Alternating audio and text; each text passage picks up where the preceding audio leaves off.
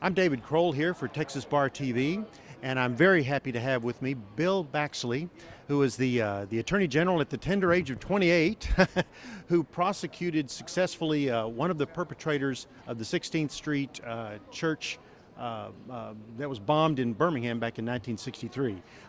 Quite an uphill battle and quite an uphill environment that he faced. Mr. Baxley, again, thank you for being here. What would you say was your biggest obstacle in that time of moving forward with the prosecution? Well, I'd say it was twofold. One would be for any case that length of time had passed. Witnesses die, witnesses forget. That time lapse was probably the number one obstacle, but number two was probably maybe even a little worse. There was an attitude in Alabama that we had this dirty linen. All this time has passed. Why are we airing this dirty linen that's bringing bad publicity to the state? And there were a lot of people, white people, that instead of realizing that justice needed to be done for the dead little innocent children, were worried about it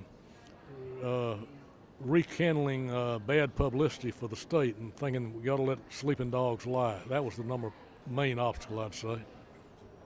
And that was let's see, it was about 71 or 70, was it 77 by the time you prosecuted?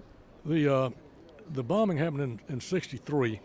I reopened the case in 71. The FBI had closed it in 68.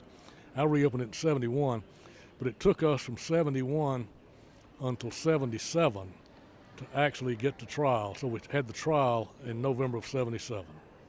Well, it was a fascinating presentation that you gave. I wish we had an hour to just recap everything. But if you ever get a chance to hear this gentleman talk, or his co-presenter, Doug Jones, who was one of the lead trial attorneys for a much later prosecution of some of the other perpetrators, I highly recommend it.